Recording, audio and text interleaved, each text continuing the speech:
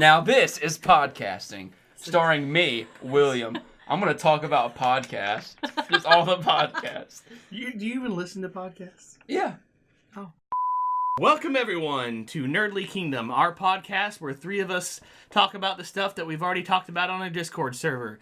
I'm Brad, also known as Toto McGillicuddy. I am Lori, also known as Loriarty. I'm William, also known as the Dude or William. Quiet. All right, so... Oh my god, that was so loud. A Quiet Place, starring John Krasinski. No, before we get into that, I want to talk about Emily this. Blunt. Okay, I want to bring up my notes real quick. Oh my god, you and your notes. I've got my notes right You in I front got of me. my notes right in front of my face. Okay. I have because Daniel wrote it the way Day-Lewis Jesus written did. in my notes did like you guys, 5 times. Okay, what did you guys think of Jurassic World? Okay, I liked it. Quick, just like real quick thing. I liked it. Okay. I liked it. A lot of people complained about the product placement. It was intentional. Product placement? I have no idea. Product placement? Yeah, there's a lot of product placement in the movie, and a lot of people complained about it. And didn't I'm like, notice. it's a theme park. Get over Yeah, it. it's a Yeah, theme park. It's gonna have a lot of Yeah, product I guess placement. product Have you ever That's been the to a way theme it's done. park? Like, yeah, I didn't get any of that. That's not my issue with it. I thought it was okay. I thought if it was another movie about dinosaurs that wasn't a Jurassic Park movie, it would be okay. It did not hold up good enough to be a Jurassic Park movie, in my opinion. But it made it made $1.67 billion worldwide. So I'm probably in the minority there. I was the one. I grew up on Jurassic Park. Jurassic Park was one of my favorite movies when I was Yeah, I young. loved it.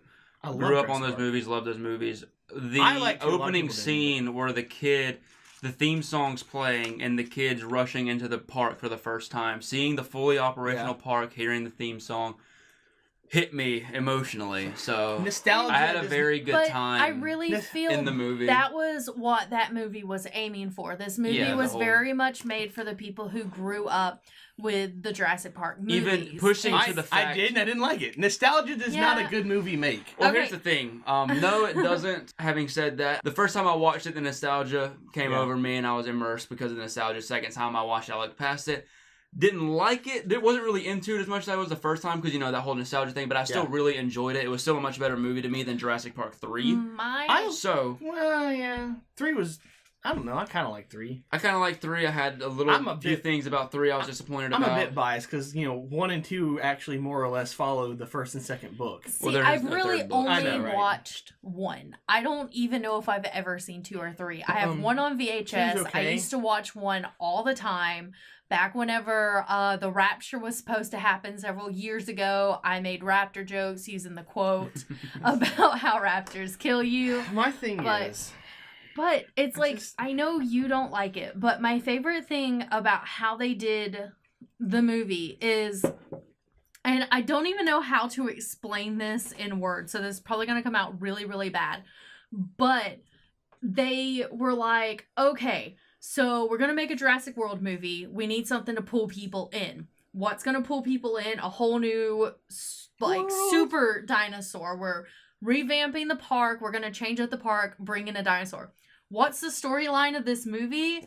Oh, we're going to celebrate Jurassic Park. We're going to make a whole new park. What's going to bring people in? A whole new dinosaur. So, the storyline feels like it follows the idea that, kind of how they... That's weak as crap.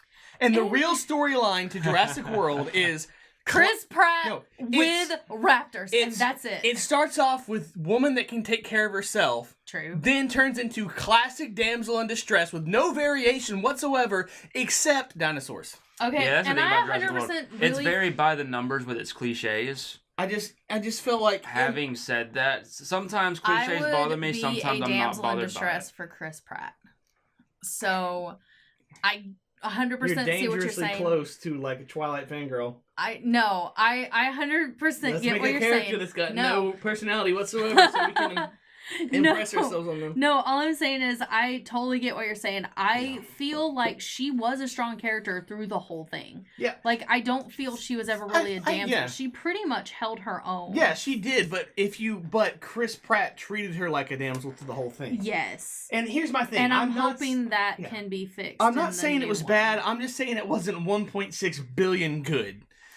All right? And so we have a second one, and it makes me really worried because I don't know. It was fun to watch. The second one's done by a different group of people, so it may end up being better. Because that's the whole reason I bring that up is is that the second one, because the first one I really didn't think the first one did that good, because there's no way that movie could have done that good. Boy, was I wrong. Lion King. Let's do Lion King. Yeah. Hold on. Okay. Let me bring up the So Lion King cast.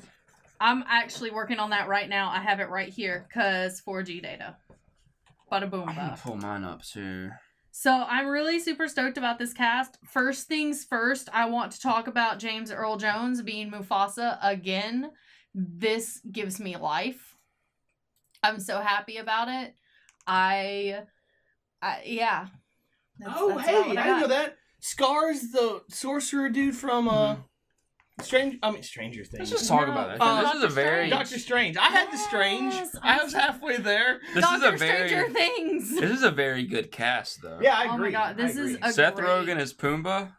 Okay, since I y'all mean, have yes. that, I'm gonna bring up Lion King cartoon so that we can kind of All right, compare. let's just mention this. I really haven't. Seth Rogen and Eric Andre in a Disney movie.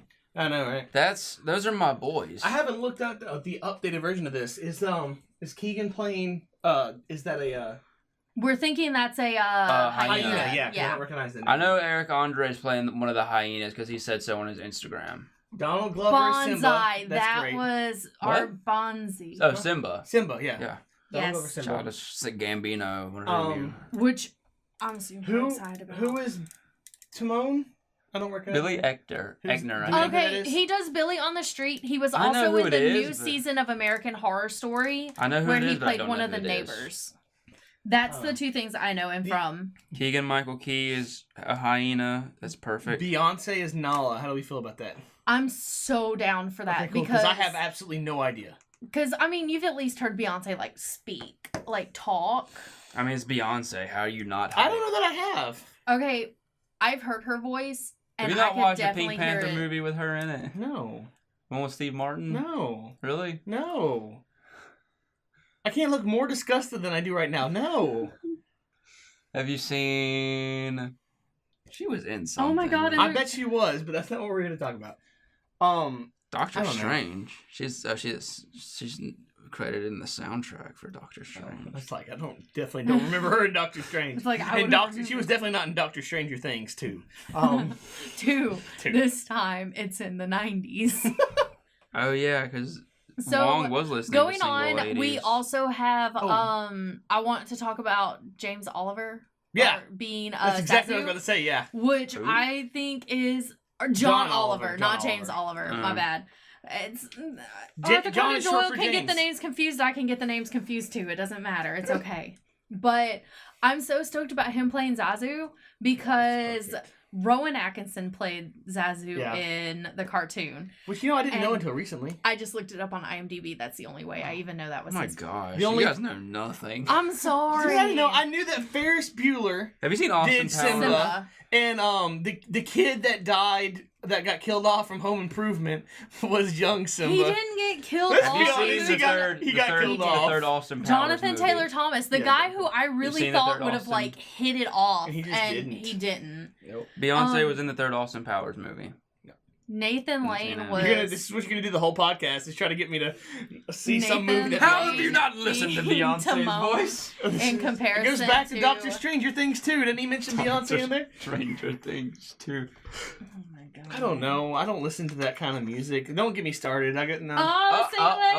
Oh, single ladies. I love how that's what the song we both went to. Just two completely different It's the only parts. Beyonce song I know. But yeah, you should hear, like, I'll play something like a clip of Beyonce's voice performing at whatever music place that was. No, when you hear it, you'll be like, ooh, that's Nala. Here's Or the The funny important thing thing was Hugh Jackman was rumored to play Scar. And I thought that had Forever been thankful that he's confirmed not. until the full cast No list came offense. out. And they No said it was that offense. other guy. And I was like, well, this is the first I've heard of this. Because last I heard it was Hugh Jackman. You know, I just said who it was and I already forgot. Who's playing Scar? But, Oh, Mordo the guy from Doctor Stranger Things Yes. too. Yeah, Jesus. This time Brad. it's a personal. it's really You've late. been doing drugs that make you Man, I forget. So, wish I'd be speaking way of more on the other ball. Marvel stuff, I was cooking meth in Payday 2, but I didn't use any of it. Oh my God. So speaking of Marvel characters, the guy who played King T'Chaka Yeah. is voicing Rafiki. So SpongeBob. T'Challa's father, Oh yeah. yeah, The monkey. is voicing Rafiki. The only character with common sense in the entire movie. I can't wait to hear a out of Pumbaa. Oh my god, that was the most disturbing thing I've ever heard in my life. That was just you sounded like if Pee Wee Herman's voice had dropped. Like if he had like a cold. Like, hey Simba. Here's I the can't thing. do Seth Rogen's voice. How is this movie being done? Is it just like full on CGI? You seen Jungle Book? Yeah, that's Like kind of that. that's kind of my issue. That's it. It's the Are- whole movie. Do you think they're gonna do it more cartoony? No, Because I was they're not. well, because I there's already know they're not. I think Wait, they should time out. homeward bound it Real quick. and have real Time out. lions. because my issue it worked out in the Jungle Book, I think, because Jungle Book had that kind of feel to it, and it had a real person in it. With the Lion King, the faces are so expressionless. I feel like it's gonna be really disturbing to watch when like no character is gonna be able to emote with human emotions whatsoever if they're going through the really realistic looking I faces. don't know. I feel like they did a good job in Jungle Book of having the animals emote. I don't know. I just don't think it would have been good enough with the cast that's full on only animals the Because the entire thing, time. let's see, Shere Khan, the tiger, right? Yeah, I've seen it once. So I mean, I feel there's one scene where like his emotion, or you get so much emotion out of his voice that it's enough for you to be like, whoa. maybe. So I don't know. I just see how Maybe. it goes. Oh my I'm God. very intrigued by I'm it. sure Oh my I'm sure they'll God. test it like What? 8 different ways before they. Sorry, while you guys were talking, I was looking up some stuff, and Hans Zimmer is the composer for The Lion King. Mhm. He was the composer for Pirates of the Caribbean. Everything. Oh, I'm so... everything ever. There's Literally Everything. every movie It's you've all- ever watched, Hans Zimmer's done There's the never, score yeah. for. There's I he's love actually it. the only composer ever. Like he's actually He's the Beethoven only- and Bach. He's the only musician. Like, no Ever. one else ever Yeah, never. plays it. There's It's never just- existed. It's all a conspiracy. yeah. He's actually doing the voice that Beyonce's supposed to be doing because he's actually. Oh, Hashtag confirmed. Any that got weird. big budget franchise movie is Hans Zimmer. I know, but There's not a it's whole lot more we because can I add really to like that his right now. I don't know music. anything else that's I going think we're on other gonna, than just the cast. yeah. Yeah, that's it. I'm really The guy that impressed. directed But- the Jungle Book is doing it. Yeah, it's Jon Jon Favreau. Favreau. Happy from Happy from Marvel Marvel. Cinematic Universe. He was Pete in Friends. Oh, he directed Iron Man. Iron Man. yeah. That's all. I don't know names. I don't know names, That's guys. why I started naming random things. I can't do names. He also played Foggy in the 2003 Daredevil movie. Because Oh, it. did he? Yeah. Oh, that would have been weird. Oh man. It was. I think he did a really good job. He was a much better Foggy than Ben Affleck was Matt Murdock. I don't know. Which Is- I was okay with Ben Affleck. Are we? Matt Murdock. Yeah, I don't feel like it's his fault. He's a much better Bruce Wayne. I feel like it was the fact that movie was written. Ben Affleck is to Bruce Wayne as Chris Evans is to Steve Rogers. Really? I believe it. I really thought you were about to go Chris Evans I- to Human Torch. I was like, I don't know what that means. I believe it because, which No. I feel like Ben Affleck was nerfed a little bit character-wise for Justice League, but I feel like that's Josh Whedon. Ben Affleck was nerfed. I almost spit out my drink. Ben Affleck's OP. Like there's just a bunch of I feel producers, sitting around. Ben Affleck's OP. We gotta nerf this. We gotta nerf it now. I feel like that's Josh Whedon's fault because Ben Affleck in Batman vs Superman was Bruce Wayne. there's not enough one-liners in this movie, Ben guys. Affleck's too powerful. We can't use Ben Affleck because we have to get a female character and sexualize her and say that it's a women empowerment. He's using his Oscars and Golden Globes to harness power. I'm gonna get some flack for saying that about Joss Whedon. I think. No one cares. Josh Whedon hates women. Wow! Wow! You heard it here first. I'm sitting here just trying to go on to the I think I just have broke a the mic. I got cast for somebody. the next movie, and I look up and that's all I Okay, hear. what and I'm else? What else is coming out? We're moving along. So with that I camera. moved on. I went ahead and went to the cast of Aladdin just to go from one yeah. live action to the next live action. Did I have a You know, it's funny. I love the cast of Aladdin except for one person. Guess who it is? Will Smith? Will Smith. No, I do. I just don't want him as Genie. You know who should have been Genie? Maybe. I think it would have been really interesting with Zach Galifianakis being the Genie. I Yeah. honestly would have thought it would have been a really cool thing to have the guy who was recently doing it on Broadway voice that would've been cool the too. Genie, because I feel like it would have been a nice little. I don't know. Then again, I don't know what the feel of this movie's gonna be. Maybe, That's the thing. Is maybe like, Will here's the For curious all thing: we is know, Will they- Smith just going to be Will Smith, or will Will Smith create a character? don't And know. not to mention, maybe He this will could bring do us it. back to that Will Smith that we really liked. Like, Yeah. I don't want to say anything bad Him and about the- Will Smith I'm gonna because make I the- love the Fresh Fresh Prince. I'm gonna make like, the same Will joke I Smith. made pre-podcast. You know, he's gonna do great. The whole cast is gonna get out and get matching tattoos. For a Jared movie Leto's gonna send him a used condom and the head of a rat. Suicide Squad. Will Smith's dead shot was not dead shot at all. It was just Will Smith. And I was okay with it because Will Smith's just entertaining as Will Smith. Yeah. So I was like, this is fine, I guess. He also wasn't really in that movie that much, was he? Will Smith? Yeah. Yeah, he's like the main character. Was he? Oh, no, I'm not thinking of Deadshot. I'm thinking of, Thinking of Jared Leto? Well, yes, but no, I don't remember the characters. I saw that movie once, and I wasn't paying attention. I've only seen it once. I just remember thinking, why is he called Boomerang Man if he doesn't use boomerangs? He used the boomerang once. He did 3 times. 3 times he used it. I love the way you said that, though. Why is he called Boomerang Man?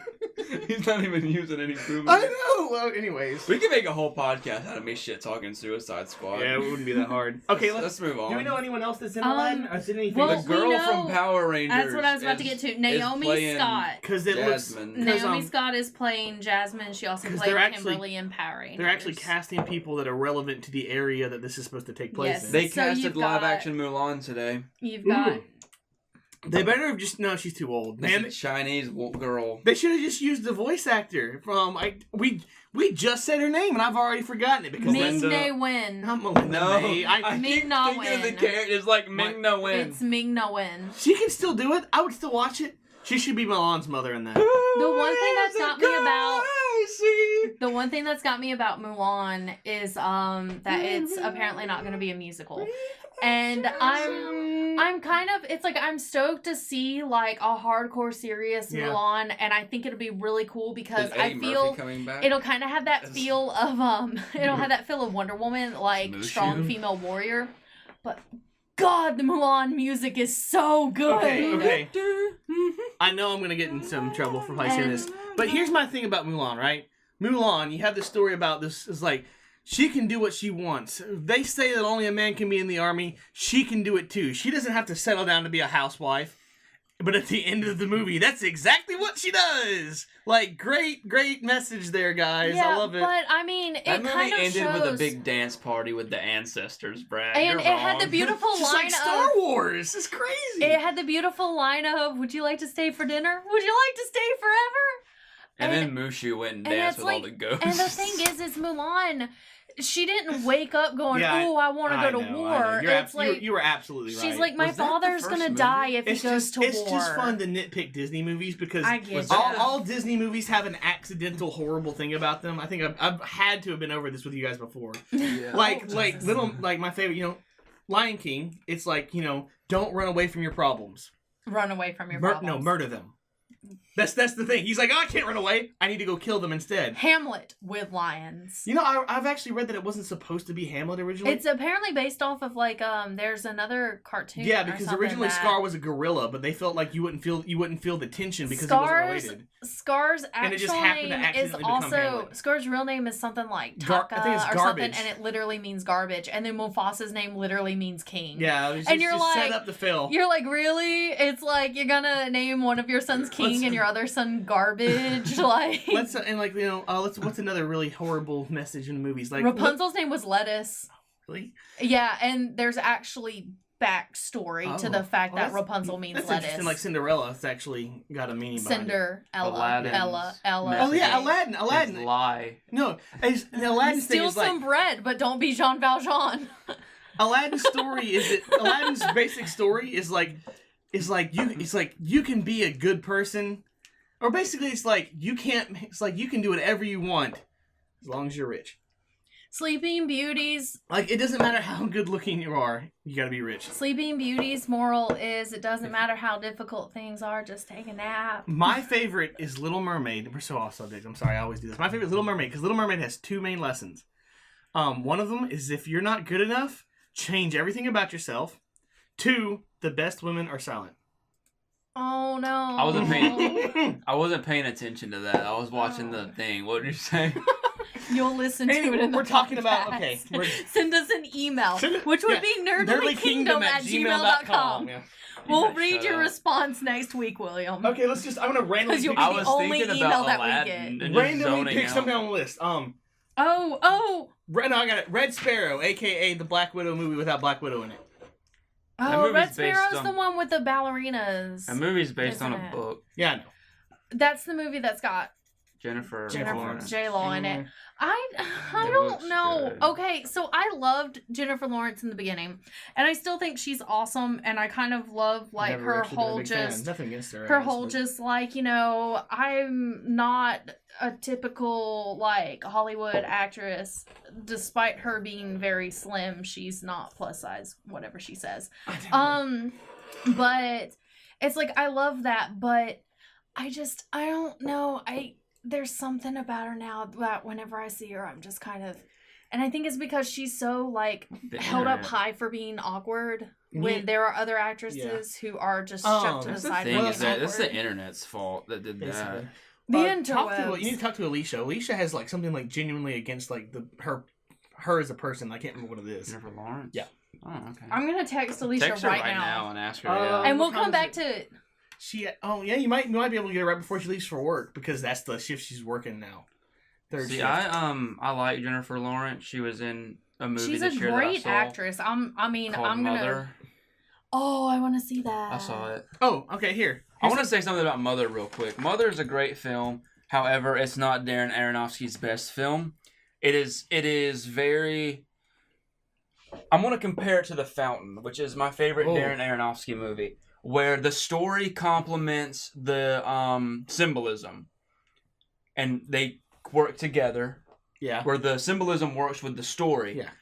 Mother, the story does not work with the symbolism because the symbolism takes the front seat and the story takes the back seat. That is my only complaint with it, was that if the story and the symbolism were woven together much more better, yeah, it would have been a better film. I liked the movie. The women, the people in theaters, me and my girlfriend, and then two older women. They did not like the movie. I bet. I liked it. That's just my only complaint, was I thought that Aronofsky really focused more on the symbolism than the story, and that ultimately hurt the overall point. I remember watching The Fountain the first time, and I wasn't paying attention for the first. The Fountain's one of my favorite 30 minutes of it. Yeah, I ended up getting up from that movie going, I really like that movie. I have absolutely no idea what it's about. That was me when I watched Prometheus, because I had no backstory on Alien or anything. You really don't. Well, you went and saw that with us, and me and Brad were like, look at this. I know, right? And Lori was like shrugging, what's going on? I was like, well, there's so hard. Oh, it was great. And there's gonna be a pattern with me. I was like, well, there's Michael Fassbender. I remember in the goo room, they have a xenomorph on the wall, like a shrine. I didn't notice it, and you noticed it, and you were like, look. And I was like, what? There's a lot going on. There was a lot going on in that movie. It was very exciting. Then we snuck into Rock of Ages. Okay, I don't have... Oh my god! Was that the same? Well, that was the same night. I remember sneaking into Rock of Ages. Because we genuinely...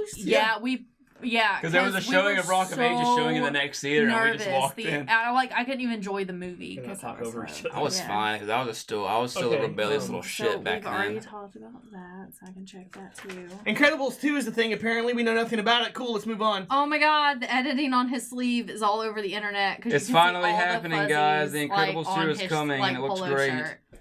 Like that one scene where he's telling Jack, a person zoomed in and you can see like all the little fuzzies on his shirt, and they're like, man, apparently that's why the movie took so long to make. They were each individual fuzzy. They were innovating his fuzzies. That's true. I love what's it? I really hope he does a Star Wars. And just hang out, because it's like we all know that at the beginning of Incredibles 2 there's gonna be like a 45-minute Frozen short. I'm gonna drop my pen, whatever it lands on, be the next movie we'll talk about. Hold on, I'm not done with Incredibles. Jesus Christ, just all of them. It's gonna be a movie about Olaf just staring, going, "Oh my god, I'm in a movie." He didn't want to do the voice of Edna, but he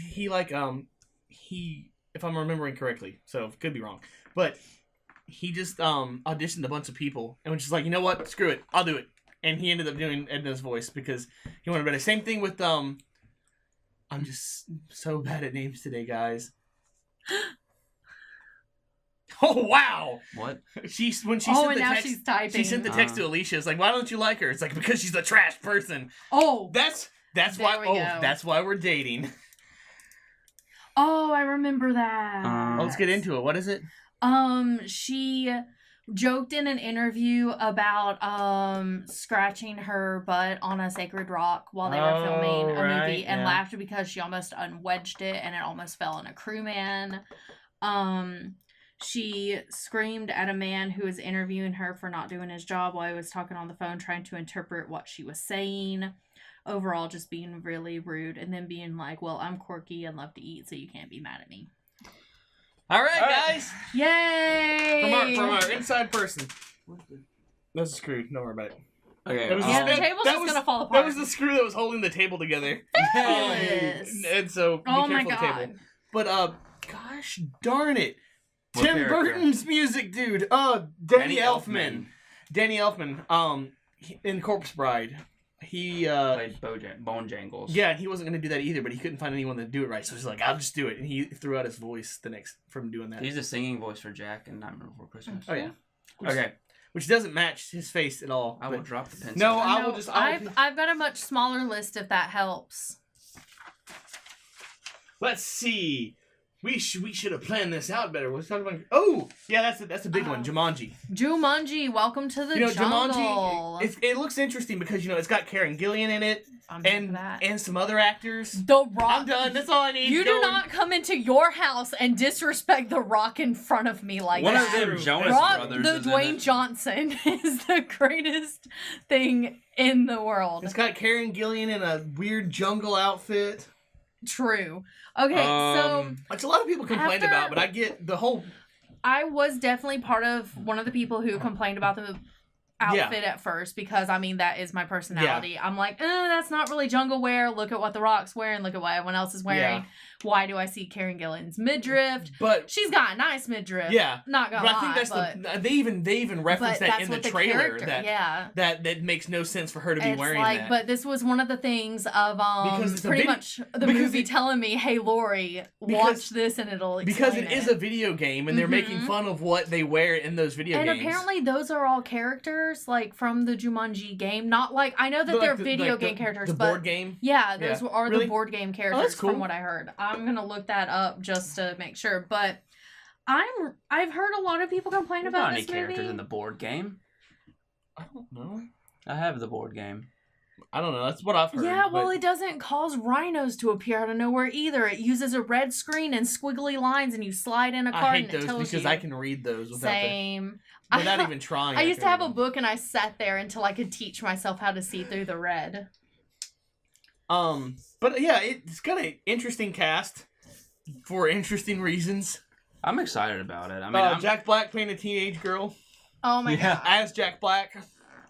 That's the thing about sequels to old movies and remakes to old movies, whatever. People's always like, okay, yeah, it's not even really a sequel though. It's literally just another soft reboot. Super wrong. It's just another movie and with the same. Apparently, are the Jumanji pieces, and none of them look like any of those characters. I swear, there's a version that has anyways, doesn't matter. Anyways, I don't know. I'm tired of people. I'm tired of people complaining about stuff like that because, all right, look, your childhood was not sacred.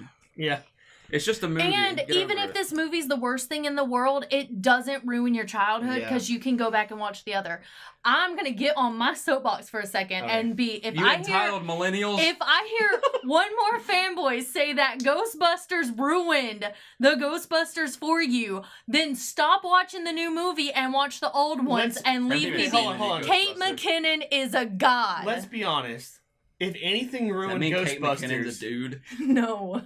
She's just so cool. If someone asks if you're a god, you say yes. If anything ruined Ghostbusters, it was Ghostbusters 2. Let's be honest, all right? I don't even remember. But exactly. I remember the Statue of Liberty. Oh god, that was such a bad movie. I hate the phrase, "Oh, this ruined my childhood." No, it didn't. Your childhood already happened. Go back and watch the movies you enjoyed, and if you don't want a remake, if you don't want the sequel, don't watch it. Speaking of sequels, have you watched any of the Thing movies? I've seen the Kurt Russell one. I was gonna say, is that the Kurt Russell movie? Because because that's a remake of the Thing, which is based off of a story, which is based off of another story. Mm-hmm. So it's like a reboot of a reboot of a reboot of a reboot. And then you have the Thing, which I watched before I watched the Kurt Russell one. Mm-hmm. It's a prequel. It's a prequel. It takes place. And It's the camp that they come from, and I didn't know that. And that blew my mind when I figured that out. I was like, oh my gosh, all of a sudden everything is just so much better. That movie was That's what you get for watching movies out of order. You end up understanding. Actually, to be fair, I need to rewatch the new thing because I spent half the movie trying to figure out why I knew the main character. It's Ramona. It's Ramona, yeah. I figured it out because there's this one close-up of her face, and you can't see her hair. And my mind just immediately put like blue hair on. I was like, oh, there she is. Are you ready for this? You've seen Sky High, haven't you? No, Sky High stars Kurt Russell, who was in The Thing. But the girl who is like a superhero who, spoilers, ends up being the bad guy is Ramona Flowers.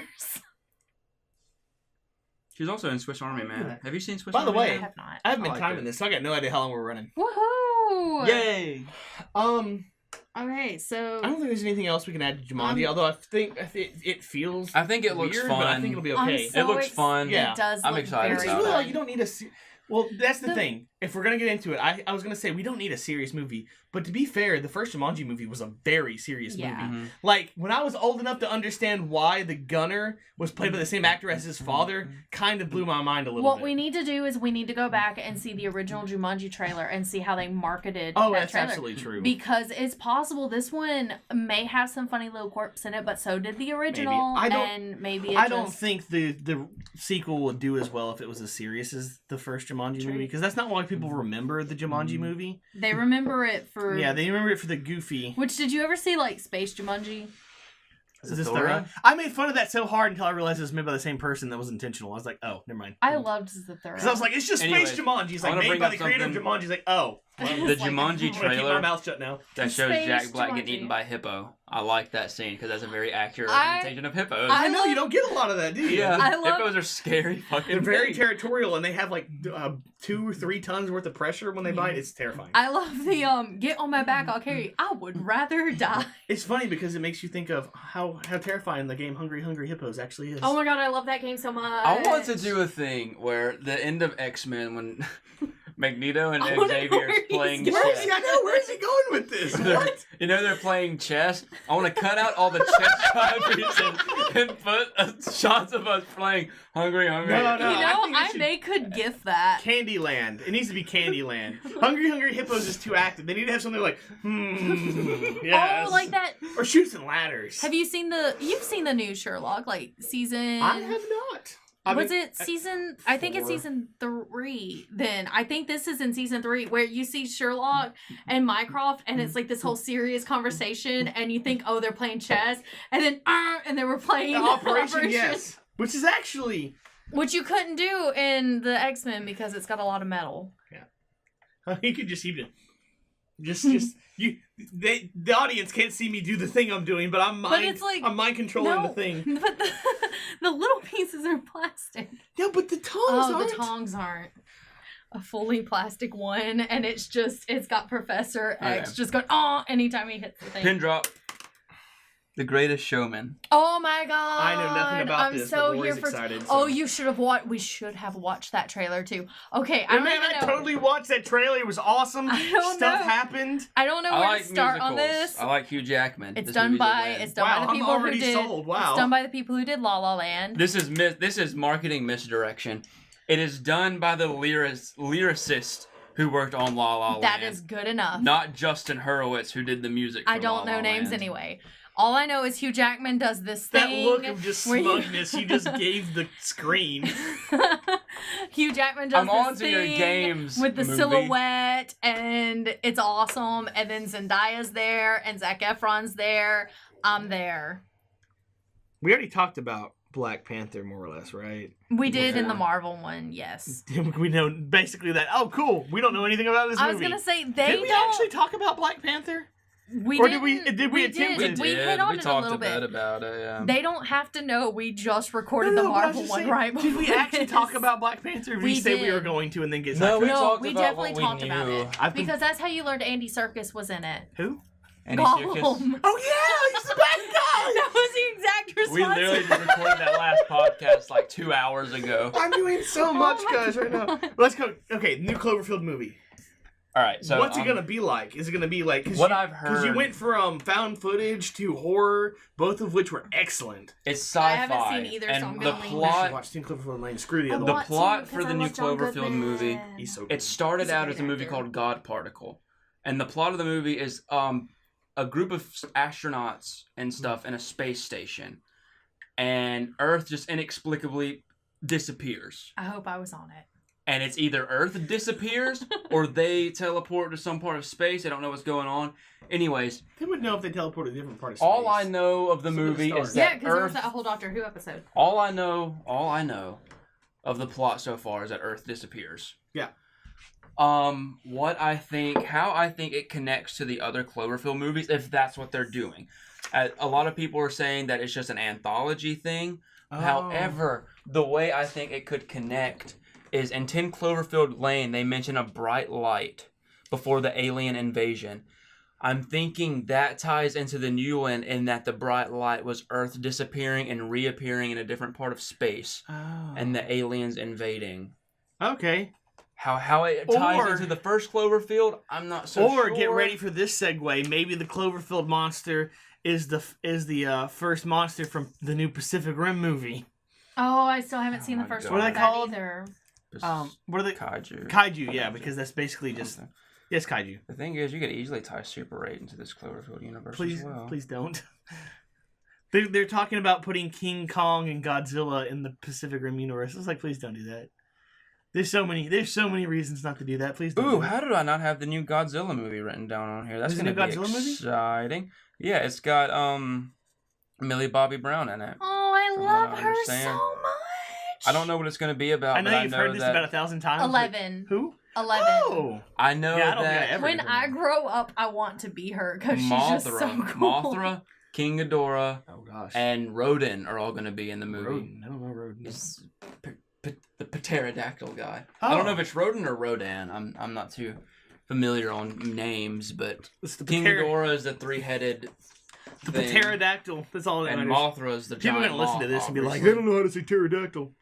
But as far as I know, they're all three going to be in the new Godzilla movie, and then they're doing a Godzilla versus King Kong movie, which will pick up from Kong Skull Can Island. Godzilla just? I mean, no. Can King Kong just live forever? Is that what? Yeah, I haven't seen the new Godzilla. No, gosh, King Kong. I have not seen the new King I Kong haven't movie. either. Tom Hiddleston's Okay, in what- it, so what- is Samuel L. Jackson and What? John Goodman. Why is Kong so king? Because what- he's big. Like, yeah, but what makes him He's big? big. Like King Baum is the biggest Baum in Mario. It's the same thing. King Kong big. But like, is that just happen on that island? He's just big. I don't know. I don't know. Have you never seen Mighty Joe Young? No. Because I don't remember it, but he What was does that have to do with really- anything? He was a really big gorilla. Have you seen too. Peter Jackson's King Kong? Peter. Yes. I liked Peter. it. What did you think about it? It was This pretty is a good. movie from like 2005. Yeah, but I mean, yeah, I but can't not it's still think of holding up Mighty better than a Boosh. lot of movies that are coming out now. I can't not think of Mighty Boosh when I think of Peter Jackson's Jack King Black Kong. was in that movie. Yes, he was. Okay, I don't have. Okay, next on the list. Well, I was gonna try for. Okay, Pacific before Rim. you do anything, But- I have on my list. No one cares about your Blue Man Group, James Cameron. And that's- Go ahead and done. talk about Avatar. That's No, not. That's that's it. it. We're done. Right No there. more. No one let's do it, cares let's do it. about your Blue Man Group, James Cameron. I mean, what are they gonna do? What was the plot of Disney's Pocahontas 2? She Because goes obviously- That's the whole when she goes she to goes Europe to and Europe, meets gets a Christian big Bale. poofy dress, and becomes a princess. Which She marries is Christian not Bale. what happens in actual history. I don't remember his No, name, but I so- know in the Terrence Malick, The New World, Christian Mel Gibson Bale plays shows the guy up, that she shouts out marries, some slurs, and Colin somehow Farrell still wins plays an John Oscar, Smith. Punches a baby. punches a baby, Still gets cast in sequels. yeah, Um, grows a ridiculous Wait, mustache. what are we talking about? I have no idea. Avatar 2. Pocahontas 2, apparently. Okay. And Mel Gibson. All I know about Avatar 2 is there's going to be some stuff that takes place in water and there's a bunch of kids in it. And I 100%. I know, don't right? care. Yeah. Apparently, Other than that, I really don't care. apparently the water motion capture is like some big technological achievement of some kind, which is cool. Oh wow. Hey, no. Just whatever if you can do to make James Cameron's dick just a little bit bigger, go ahead. Jeez. James Cameron. I was just gonna say whatever technological achievements he can have for other people to use, make a go for gimmick. it. Yeah, whatever Why technological doesn't he make a advance big he can old have to make a new technological gimmick. dildo and shove it up his butt? No, because the avatars, they don't do that. They use the little hair They thing. use their yeah. ponytails. James Cameron's a Furry? Oh my god. No, he's not. I mean, I James have nothing Cameron's a against very furries, bitter but person. I- I don't know why. Really? Just because he's old. It's because no one wants to watch his... No Okay, so one it's- cares no one about wants to your watch your Blueberry. fur- I heard Gully. they're already filming like all of the sequels, like 2, 3, 4, and 5. I don't I don't know if that's right. The If I that's last just don't one know. I heard How was do I that- live in a world where I am only probably going to get one Ghostbusters movie with Kate McKinnon, but I'm going to be stuck with 5 Avatar movies? Look at the money. Avatar is the highest grossing movie of all time. And Avatar 2 is going to be the least. How great would that be? It Oh my god. makes $2. The Cars That's 2 it. of Imagine how Avatar. much salt James Cameron will muster when that happens. All the salt. All the salt. I I haven't seen the new Ghostbusters movie. haven't either. I genuinely liked I it. keep meaning to. It's just one of those things I keep forgetting. I mean, to do. I genuinely liked it. I think it I got a lot didn't of heat think it there was didn't enough deserve. in Ghostbusters lore to be able to The- sustain a franchise anyways. I don't. It's really clever because it doesn't really pull off of the old movies all that much. They really kind of took Does that. it take places. place in the same era? I just know No, the it is comedic- modern day. Not era. Universe. What I find very See, interesting Because about I feel like they this shouldn't. They should See, just... I'm not completely sure because it's That's got probably for the several best. cameos. Because Bill Murray plays a paranormal, which, as far like, as I know, none of them wanted to do their skepticist. cameos. No, Bill Murray was fine with his cameo. Was he? Yeah. Yeah, Bill Murray's weird though. Bill man. Last Murray I Bill heard, helped none with of that them movie, cared. if I'm What was not that? There was mistaken. that TV show Bill Murray like. Sigourney Weaver did a cameo in it too. Oh, did The she? beauty of Bill Murray. Bill Sigourney Murray. Weaver would do anything nowadays. Oh my god. Bill Murray showing up is She just has a enough cameo of a as joke. herself in the Meyerowitz stories. The what? It's that Adam Sandler movie on Netflix. Have you seen that? It's really good. Because like this is She one shows TV up show for, where like- Bill Murray shows up, and all he's doing is playing a guy that died off screen, and it's his funeral. And like, and for you couldn't get anyone else where that would be a good enough punchline. Where hey, the dead guy's Bill Murray, ha ha ha. Anyone else would be like, oh hey, what's he doing playing the dead guy? But Bill Murray, it's fine. Like the whole joke of Osmosis Jones was just like written Bill Murray. That's hilarious. Like, The he's thing such I a like weird about- dude. and I love it. Zombieland. Look, Bill Murray's a zombie. The thing that's interesting about the new Ghostbusters compared to the old Ghostbusters is that they're both made and starring SNL alumni. Mhm. And both movies are reflective of the type of humor that Oh yeah. SNL portrayed Mhm. at the That time. makes sense. I also learned that Leslie Jones's character was originally going to be Melissa McCarthy's character, but they switched it because we've seen Melissa McCarthy play that type of character fair. a lot. So they wanted to give her a bit more of the grounded character and Sure, yeah. let Leslie Jones kind of shine in that. I'm not And- a huge fan of Leslie Jones, but Oh, she plays Patty so well though, and they did like a really. nothing. I just she's a bit over the top for me. I can really talk about how much I love this She's still funny, because Leslie Jones's character, especially Patty, she's not a scientist. She's not Yeah. and everything, but she knows the city and she knows there's ghosts. And there's a scene where they're at a concert and the monster gets on her shoulders and they're like, Patty, don't. She goes, no, I'm fine. It's cool. I'm just gonna go home. And she starts like walking through the crowd and there's just this huge monster that you see like just moving on her shoulders. It's genuinely a funny movie. The thing about modern comedies is that they all seem like they're made by the same group of people. So there's no like variety in comedy now. We need to stop Seth Rogen now while there's still time. There's just everything so There's not enough weed every in the comedy world. that's come out in the last like 5 to 10 years just all feels the same. Yeah, I can see that. I was gonna The say same something. type of humor, same type of jokes. I don't know. Like I haven't watched a comedy recently that felt unique in its Does Thor 3 comedic count? sensibilities. Does what? And the store little thief that I've Blah. Does Thor 3 count as a comedy? Because I don't know. It think does. It doesn't. counts I don't as think a it should. Comaction. I don't think it I'm should. thinking of stuff that's specifically Like, No, comedy. that's kind of my Targeted point. as It's a like comedy. Thor 3 wasn't a comedy, and it still did better as a comedy than a lot of comedies do right True now. Yeah, that's a good point. Which I feel like that's the thing. I think is What We Do in the Shadows is the most unique comedy that I've Love that seen, movie. and like I last, went to Alicia's house today, and I almost watched it again. just because everything else. Just because the thing is, you've they're got to watch all that movie. the majority of the comedies made nowadays are either done by Apatow's company people that work with Apatow and kind of recreate his style, and then the other people that make comedies that are just following off of that raunchy style of comedy. Yeah. I haven't seen a comedy in so long that felt unique in its approach to humor. I feel like raunchy comedies can be done well.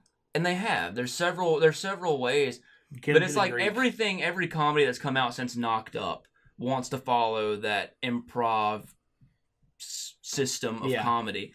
And it works sometimes, but when that's all you do for the next like 10 to 15 years, it just...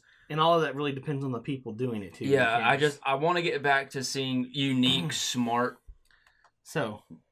good, well-written comedy as opposed to let's just improvise some shit and see what sticks. Completely changing the subject. This is just a rumor. But there's a movie that I quite enjoyed. A movie? And everyone else hated. Well, not everyone else hated. No one saw because the critics said it was bad because they listened to some garbage fire of a site that has something to do with that fruit. That's not a vegetable. Old fruit, yes. When no one actually saw the movie themselves and said, "Oh, I heard it was bad." Like, it wasn't. Movie? I don't know. Okay. I heard that it did. Its merch and toy sales were so high, and it got kids watching the TV show so much that we might still be getting a sequel.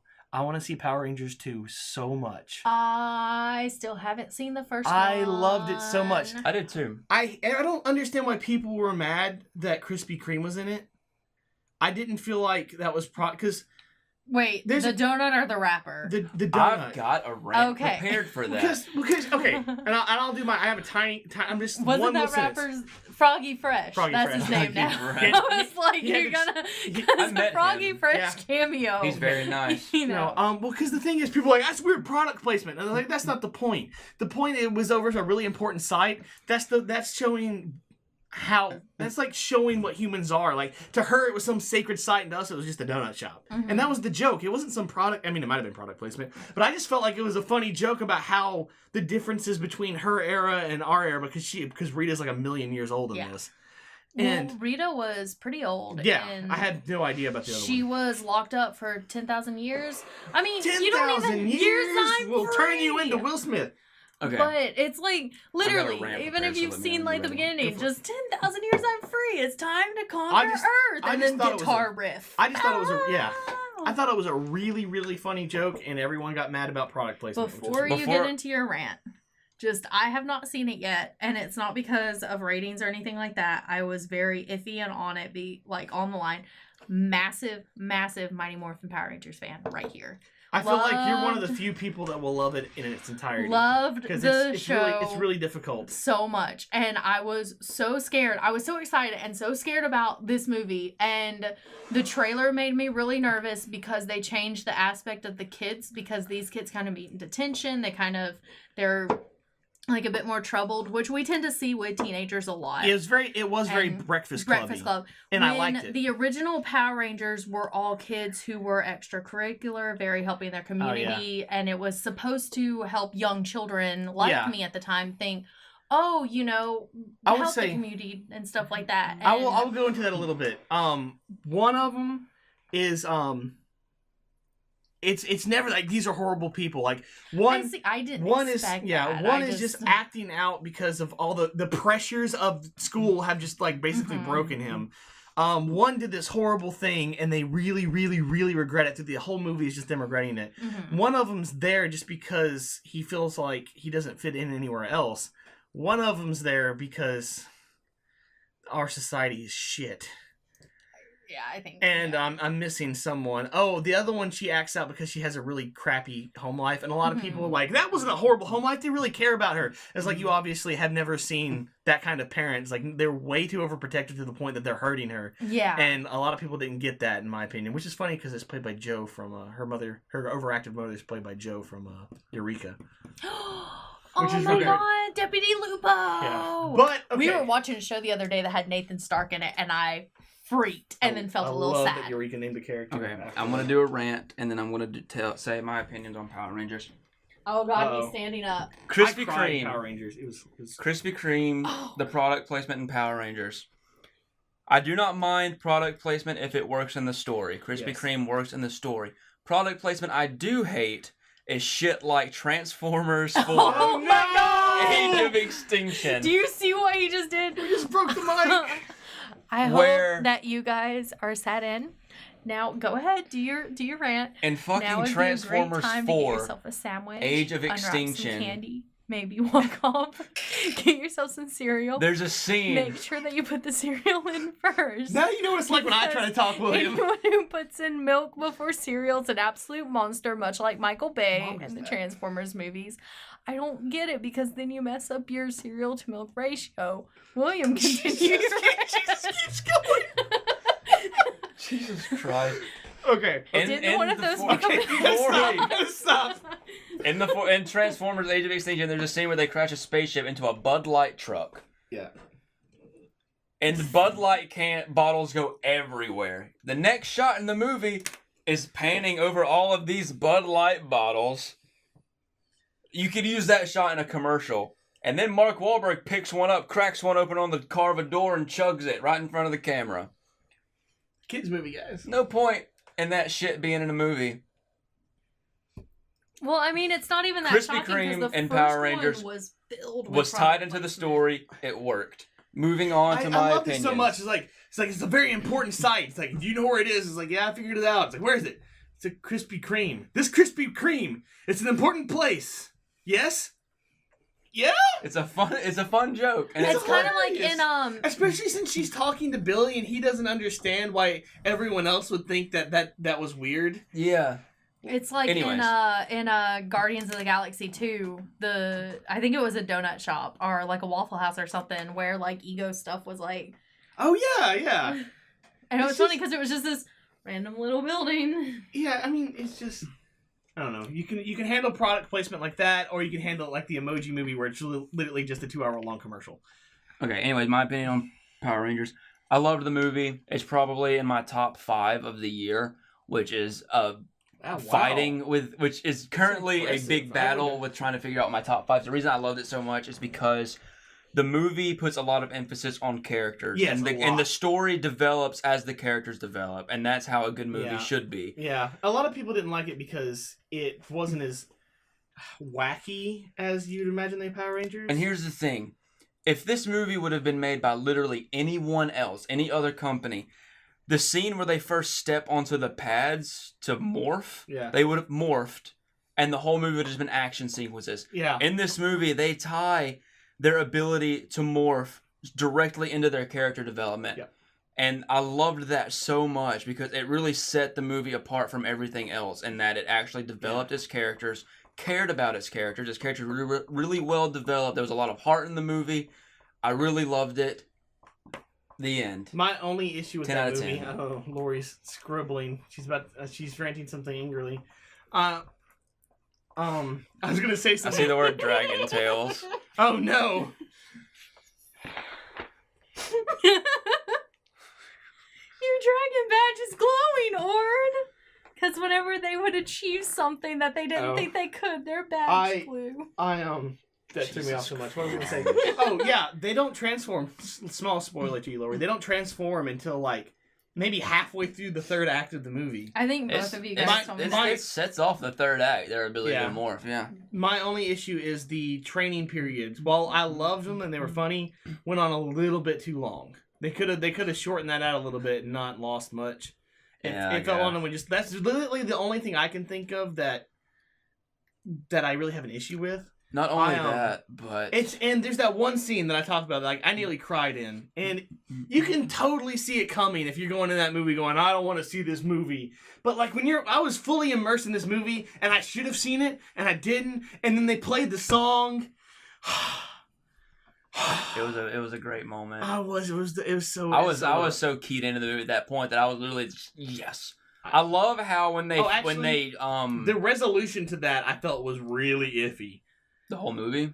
It's just to the scene. Power Rangers movie. How they handled that was, but you can never really handle that in a way that everyone's gonna be like, that was good. So I love 4 things actually. I love that when they form the Megazord, the first movement is just falling over. Yeah. And I love the portrayal of autism. Yeah. It's done in a very accurate, very well done way. Without ever actually making fun of it. Yes. Like most movies would. And the way it handles Trini being lesbian. Yes. They did that very well as well.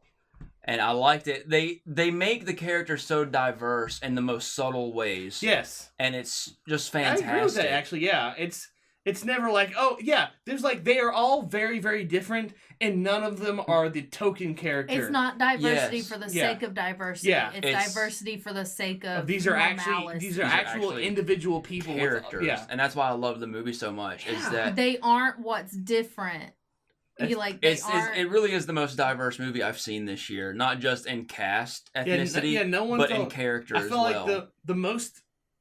I feel like the most token character of this movie would actually be Zordon. Yeah. Like, he was pretty much just... Actually, no, that's not true. Mm-hmm. He was a dick. I would like to say that if they do make a second one, which despite having not seen the first one, I still really would love a second one, because I want Lord Zed. Lord Zed is such a dark villain, even from the original. Speaking of Lord Zed. Making Lord Zed into a new... Oh my god. With as dark as they make it. If they could do that with Rita... Oh, I'll be honest. Going into that movie, I had no hopes for Rita. heard they made Goldar a Zord, though, and I'm not cool I was with just that. about to mention Goldar being a Zord. It's so funny. You know, that sounds dumb. Makes way more sense than him being some random monkey, alright? Okay, so the Claymaster could have easily made him out of putty and everything, and not to mention, I feel like new movie I love how the lacked putties putty in this movie people. are just rock people. Yeah. I wish they made the same noise, though. You can joke about him being like a giant thing. He was actually quite scary. Like, he was pretty terrifying. Giant Goldar? Yeah, Giant Goldar. I loved Goldar in the original. I don't know why. He's a proper monster. He's not a... Okay, I'm ruining this for you. And spoilers for anyone watching. Have you not watched it yet? No. I swear you watched it. He's not I swear I didn't. He's not a sentient being. He's literally... He is a moving sort of servant to her made of hot molten gold. I mean, and that's it's pretty basically terrifying, what he was in the original anyway. Yeah, but they don't hold that. Like, he's burning stuff as he's walking. Stupid. Like, he's constantly molten gold, so he's like burning everything he touches as he goes. It's actually pretty scary. I like about the movie. Speaking of getting to Lord because let's be honest, old Goldar would not have fit very well. Jason, none of the villains from the old slapping Rita into space was the best part of the whole movie. Which I didn't get until Josh pointed it out, because her base is on the moon in the show. Mm-hmm. Like, that's... I love that the camera stays with her as she's leaving the atmosphere. It's the best scene in the whole movie. You know, we're talking about Power Rangers. You know what I just remembered? Mm-hmm. We're recording a podcast. Yep. Completely forgot. Sorry, guys. I even talked to the audience like it was nothing. Still not realizing that we're recording stuff. And all of the cast wants Tommy to be a girl.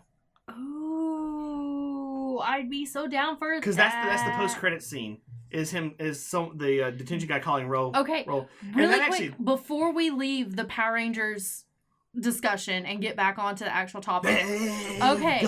If they made Tommy a female, one of the big things from the original Power Rangers was Tommy and Kimberly. Do you think with them making Trini a lesbian that they could easily create a relationship between Tommy and Trini? Absolutely, yeah.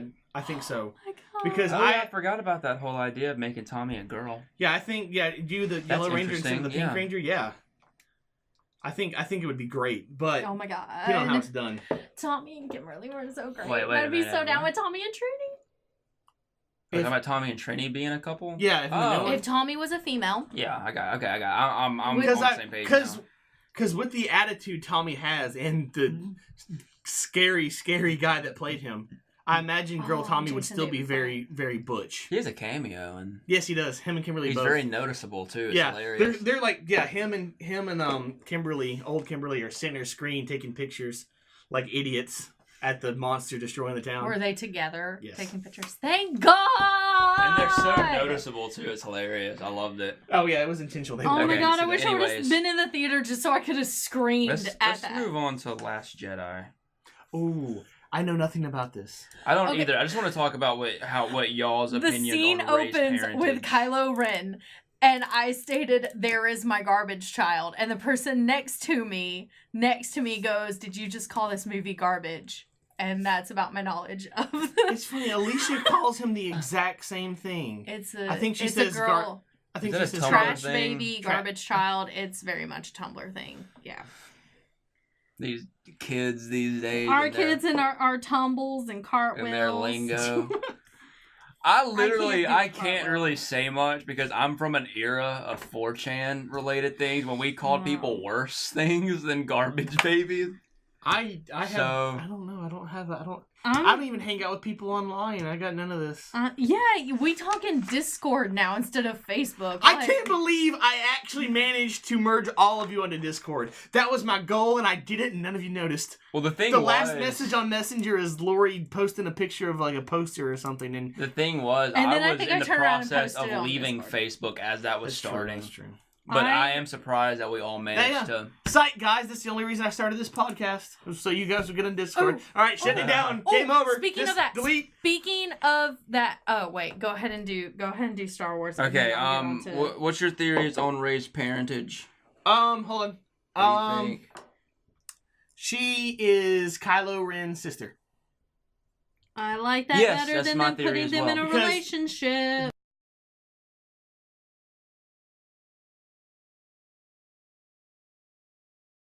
Oh wait, I had a theory and I've lost it. It was something I think. Did they?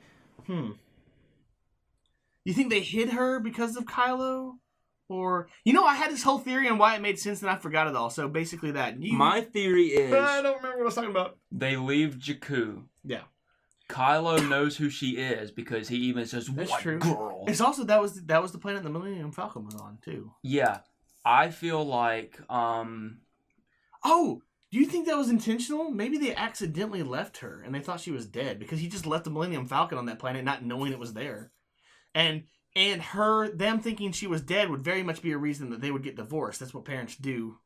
As awful as The it sounds. coping, Yeah, like the depression, and Throwing out theories, maybe, but also regardless. This just took a really dark but yeah, turn. she's Han and Leia's daughter. Well, I mean, Star That's the Wars is theory. always kind of. Oh, I know. No. Why else would That's-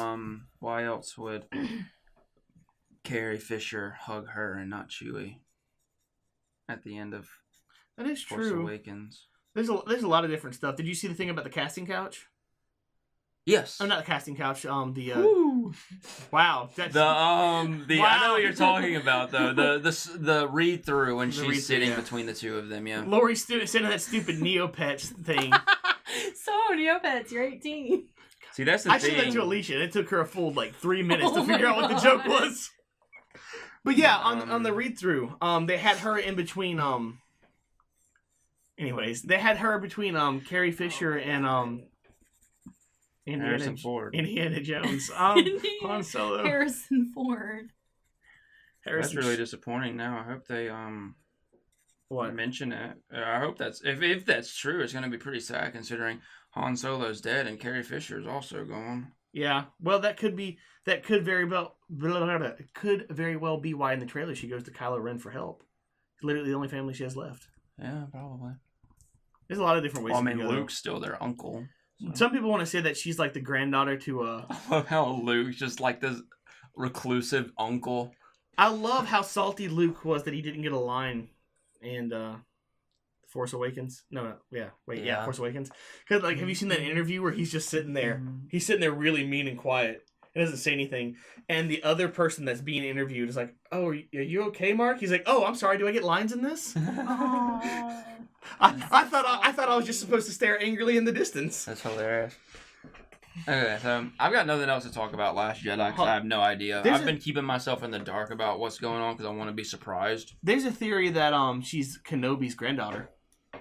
See, yeah, but And I don't have a lot of basis for that, but I would love the I don't know what to Obi-Wan call it. Kenobi is not one who would break away from the Jedi Code, though. No, so- I agree. I agree completely. But I not symbolism, not irony. The something. I would love the something of how She has a British how accent, it's though. come. Yeah, just like Obi-Wan.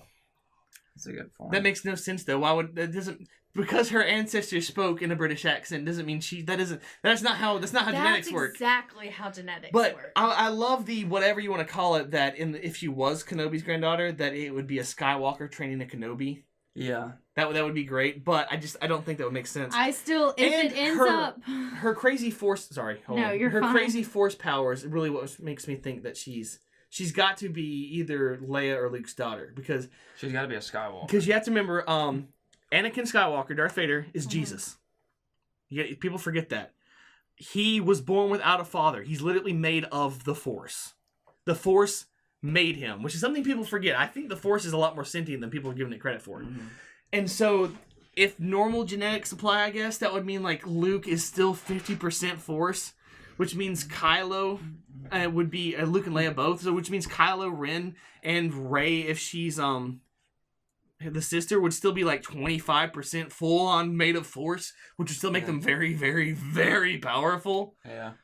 Then again, I don't know if any of that applies. Who knows? There's so much weird things. Like you could go with the different aspects of the I guess Force. we'll find out in December when Like, isn't Star there, like- Wars The Last Jedi releases in theaters everywhere. Nice. all of Directed by Ryan Johnson. Hashtag not spawn, but should be. Starring Mark Hamill. I think it'll end up being really funny if Kylo and Rey do end up being siblings because then But they have to kiss people first. all the people who ship them, I'll be like, you guys learned nothing the first go This is around. why I I hate, know, right? This is why I hate the internet.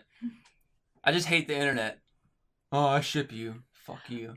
Oh, ships can be fun sometimes. No, ships are never fun. Yeah, I don't. If you don't I take very it, rarely participate in the ships. Ships are dumb. I like more predicting what will canonly happen, and I go with that. I'm the same way. I live in the real world. rude. Disclaimer: if you do ships, that's fine. I don't care. Yeah, I we're just- just. I guys. personally think that ships are dumb. Complete- I do completely I do ships. So And you do them like You got more ships. Than if Sydney you Harbor. saw a spaceship or a pirate ship. I was like, is your ship a tugboat? What is that? What does that even yeah, mean? it pulls along Yeah, all my head all you cannons. nasties that ship in Kylo and Rey. You should have waited till the trilogy was over. Let's be honest. Regardless of whether or not they're brother and sister, they're shipping someone that like tortured and tried to psychologically abuse each other. That's not good. You Well, should, look at the Oh, you this should not. is how ship wars are Brad, started, look at these guys. modern day kinks in these people. Yeah, I know, This but is how wars have begun. I'm not gonna Pretty go sure into it just this, happened actually. not I'm too just long saying ago. I'm just that saying. that promotes a really bad kind of relationship that I'm seeing someone go through right now, and it bugs me a lot. Yeah. I get Like- it. I'm not a Raylo person. I don't even Raylo. know. I don't even Sounds know like a their ship band. name. I just like Finn and Poe. I like Finn and Poe. I can and see that. I feel there's been a lot of kind of rumors and little hearsay actually alluding To be to fair, them like really being Finn something. would have no sexuality whatsoever with the way he was raised. Good point. And so it's like So he wouldn't know. can I'm do whatever he not wants, I'm not yeah. even gonna because it's just gonna turn into Laura's fangirl let's hour. talk about this. Is the whole galaxy in a Great Depression? I think so. He wore his jacket. It starts off with her trading in garbage for food. Let's face it. The Empire, who taxes every single possible planet. Oh, you're right. If they tax every single possible planet, spent enough money or borrowed enough money, more than likely they made that off of credit and are paying people back because that's usually how the government makes big projects. They got blown up twice, which means all of the galaxy's money got blown up by the rebels, which means that regardless of the Empire falling, most of the planets didn't see the Empire as bad guys. They just saw it as the government that got collapsed by some people trying to fight it. And I'm wondering if that's ever going to come into play. That's the one thing I noticed about Force Awakens was that I was very interested in seeing how the political landscape was going to be 20 years later after the fall of the Empire. And it's funny because so many people complain about the prequels being too political. And then when Force Awakens came out, they complained that it wasn't political enough. And then I'm like, well, you miss George Lucas now that he's gone. Okay, yeah. Because I Here. would have loved to see how the political landscape this was is what I after the think. Empire. And Lori- I love the political stuff in the prequels. Laura, I know you haven't seen these, but just think about this. From an outside... Excuse you, I've seen like at least Well, I'm- 4 of them out of order. Okay, from an outsider point of view, you have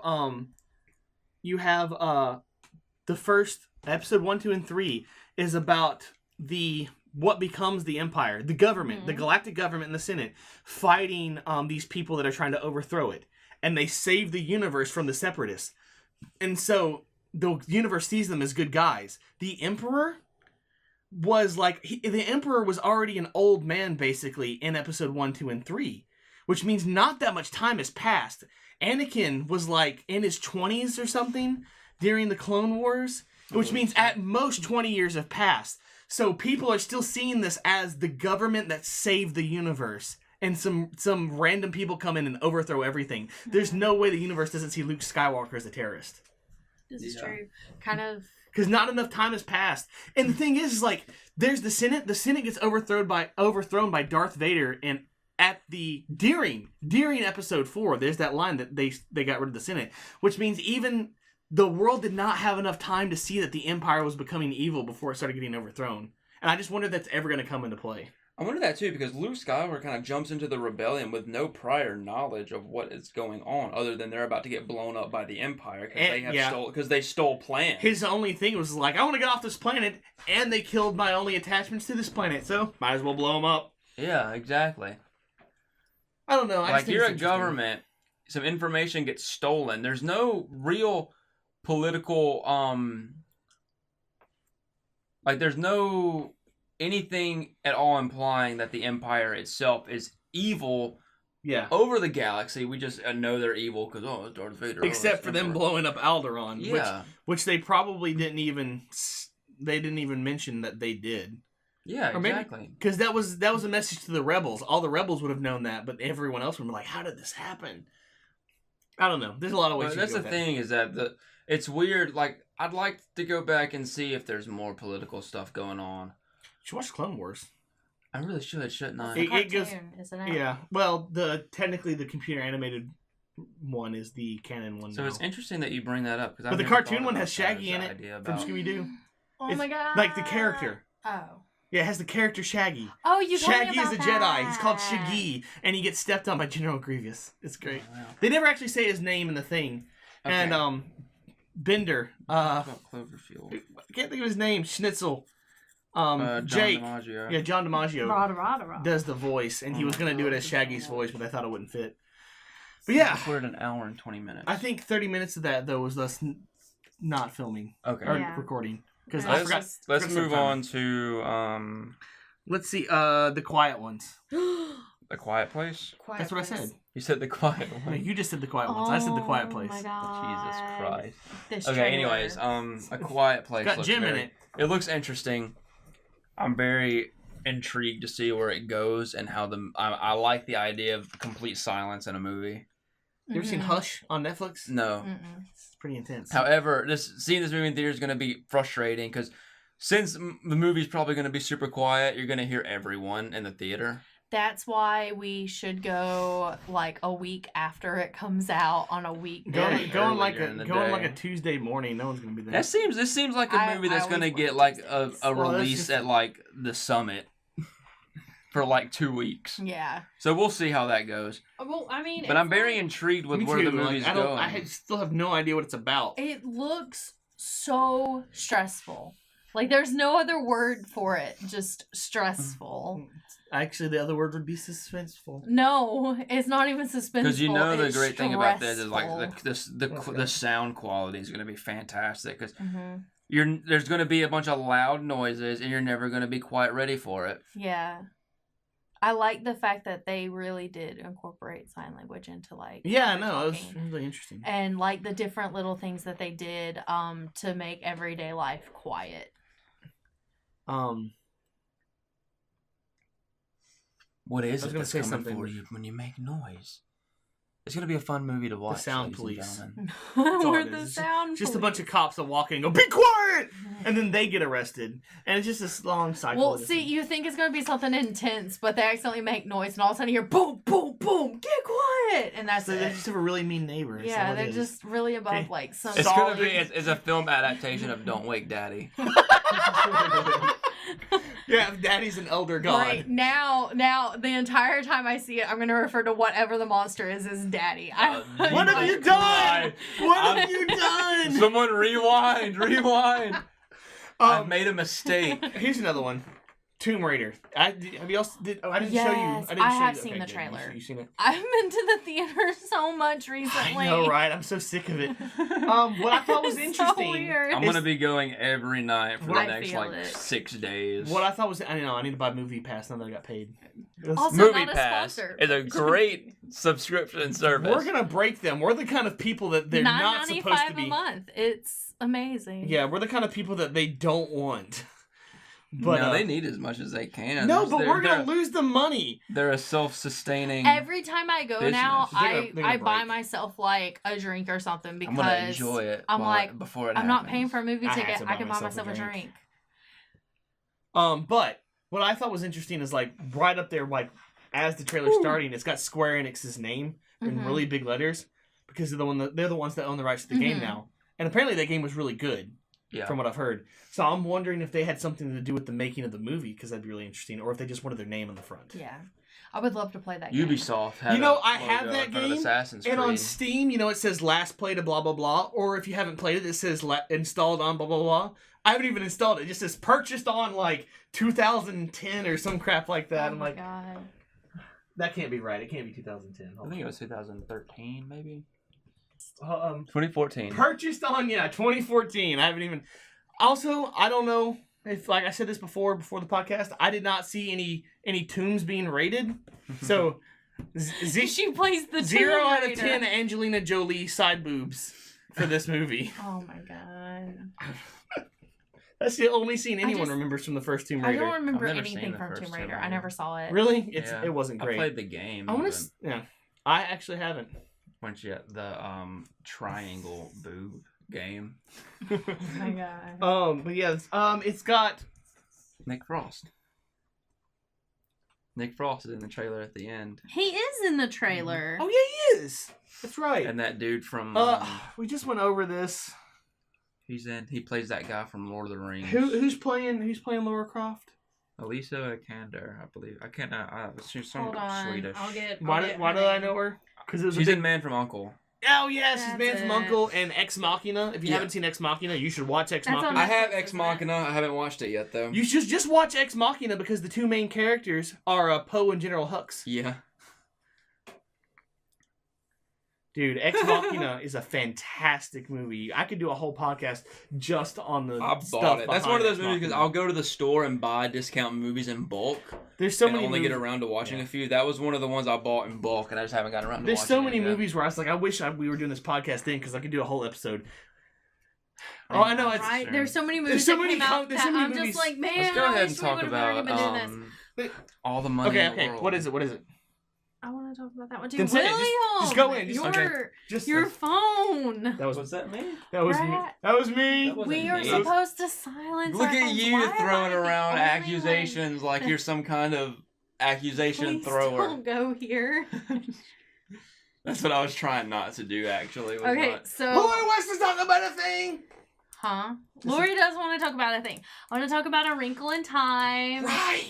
You can Brad just iron that actually out. had not seen the trailer, your so I space time just iron. made him watch it because space Oprah in space outfits with No. space hair. No, you can't say that on the podcast. You get a wrinkle. 'Cause You get a wrinkle. You get a wrinkle. Shush. all the Because time. Alicia had sent me the link and I was supposed to have already watched it. Now she Oh, knows. no. Sorry, Alicia. Actually, I think Maybe she doesn't watch the podcast. there's no way. There's no way she watches the podcast. Shut up. That's what William's But anyway, anyway. doing. I gotta close that out. Oh, I did. Look. So Tomb we're Raider. the only ones who can actually watch the The podcast. Now I have your Steam library I But- can look at to get distracted by. I You can have am my Steam library if you get a so computer. excited Holy shit, about this no. movie. I read the book back in school. It is one of the few books that I remember reading in school that I genuinely enjoyed. This and Fahrenheit 451. I was 451, about to say the same which thing. also needs to be remade into a movie. Yeah, while a I'm good on movie. that, a good movie. What is it? Fahrenheit 451. Oh. Because I the don't know. 70s movie was no bueno. And I mean, it wasn't terrible, I don't know if the but author with was like that. dystopian stuff being so big right now and with books being made into movies, if I don't get a Fahrenheit 451 movie sometime soon, I'm going to lose it. But Wrinkle in Time is a great book. It's a great book for kids. It's a sci-fi book for kids. So if you enjoy sci-fi and you're a kid or an adult, it's great. The new movie has so much diversity in it. It is. Like, I love that. Because the old movie does not. But I don't remember much about it at all. I just remember loving it. So if you haven't seen the trailer for it yet, oh my god, please go watch it. Because for anything else, space opera. Space opera. Space opera better iron out all those She's wrinkles. starring in Doctor Stranger Things too. What was I gonna say? I love how the trailer has that one scene anyone that's ever read the book is gonna remember. Yes, I've read the book. I don't remember shit about it. Okay. Anyone that's read the book and actually cared about the book. They're gonna remember the scene at the very end whenever the kids go to face. I really want to say the thing was called It. The thing, it was either called The Thing or It. It was called something like that. It was like just this concept. And the kids, when they go to visit, they go into this town where all the houses are the same, where all the children are doing the same thing and everything's happening the same. I remember in the book because it was one of the it was just this really unnerving thing. And so my only complaint is that it's not in black and white, because in the book it was a place devoid of color. So it's like, and I only remember that because I made a theme park in Roller Coaster Tycoon 2 based off of this. It was called It. Oh, in Wrinkle in Time? The planet turns out to be controlled. Okay, hold on. Dr. Murray is held prisoner because he would not succumb to the group mind. Oh, no. The planet turns out to be controlled by an evil disembodied brain with powerful abilities, which the inhabitants of Kamazots call It. Charles Wallace takes them to the place where It is held. In such proximity to It, the children are threatened by possible telepathic takeover of their minds. It's like, I loved this movie. So I have to read this book. They time travel by the idea of wrinkling and folding time, saying that the shortest distance between 2 points is not a line, it's a line that's been folded. See, this is a very interesting book. I need to reread this. It's a great book. That's and probably why I don't reading the remember wiki it just from brought fourth me grade, back maybe. so much nostalgia. My mind wasn't developed enough to understand this book at the time. I You can watch the movie. No, please just read the book. I want to read the book. No, because I'm fairly certain if I'm... The original movie followed the book really well. No, not that. I don't care about that. Keep talking. Pretend like I'm on a computer. Oh, right. I should be looking at the mic. I get super distracted by that. But yeah, it's like if you have a kid or if you were a kid, there's a good chance that you possibly may have read this book. Yeah, because the kid in the original Wrinkle in Time movie is the little kid from The Ring. Oh my god. Anyways. I was pretty sure I was right about that. Moving on. That is Alan Tudyk in that ad. Sorry, I know those eyes anywhere. Okay, turn it off the screen. All the money in the world. Yes, let's talk about that. Let's talk about this movie. You know what's weird? They have those two trailers. In the second one, I didn't recognize that character in the trailer in the first one. It was like a completely different guy. It's a completely different person. Seemed like such a better choice. Okay, so All the Money in the World. Explain what's happened with that, William. Yeah. Is a film about J. Paul Getty. Well, not about him, but it's about the time his grandson was kidnapped and held ransom because J. Paul Getty's very rich and they wanted money and that whole debacle. Apparently, in real life, the grandson developed a really hard drinking problem and severe depression for the rest of his life. Anyways, talking about the film, it is directed by Ridley Scott. Ridley Scott is a great director when given a great script. I was very excited about this movie when it was announced because I love Ridley Scott and I had no idea. I loved Kevin Spacey. I thought Kevin Spacey is a great actor, and to be honest, Kevin Spacey is a great actor. However, Kevin Spacey went and did some things over the last several years that is wrong. As a result, Kevin Spacey was fired from the film and replaced with Christopher Plummer, who was apparently Ridley Scott's first choice to play J. Paul Getty, and the studio pressured him to hire Kevin Spacey for the added star power. Yeah. So now, Star power. We are a month away from release. During the Thanksgiving week, Ridley Scott and Christopher Plummer and the cast reshot all of the J. Paul Getty scenes with Christopher Plummer. A new trailer for the film was released yesterday. Oh, really? showcase. Yeah, it was either yesterday or the day before. Nice. Showcasing Christopher Plummer in the role. And I want to applaud Ridley Scott for his quick filmmaking and Most efficiency. definitely. They should have got him to do the reshoots for Justice League. Oh my god. Man, can you imagine a Ridley Scott Justice League? That'd be. See, Oh, man. that would have been that's how they should have done the Dark Universe. If they wanted to do a Dark DC, they should have got Ridley Scott. Because Ridley Scott can do a Dark Universe and still have, like, bright characters in it, more or Yeah. less. And that way you could have still had a horribly dark universe with the Superman that wasn't wearing black so much that you couldn't tell the difference between him and Batman during the nighttime. It's okay, you're so distracted by But, his conflict, it doesn't matter. Anyways, the thing about this movie is it's very interesting. And I feel like the movie is definitely going to set a precedent on how studios and directors can react to certain allegations. Yeah. It's also So a also- great... And the fact that not only is... And the fact that altogether, I want to kind of talk about that with all of the things going on right now. The fact that things are actually Happening. and that Yes. consequences are actually happening and people are actually Yes. getting punished for their actions is appalling. Well, not really appalling, but Yeah. like in a positive way. Like it's weird to see someone actually taking charge and doing something about it. Harvey Weinstein being removed from Weinstein Company. Yes. Kevin Spacey, his upcoming films being just him being completely undone and him just being completely fired from everything he's Yes. been doing. And replace, like, absolutely nothing. Yeah, and replace like it's nothing. I still think this new trailer should have been a 1-for-1 shot of the first trailer, just without Kevin Spacey in it, the new guy instead. And then Christopher No, they Plummer. shouldn't have done that. That would have been terrible. But it's it would have been great hilarious. that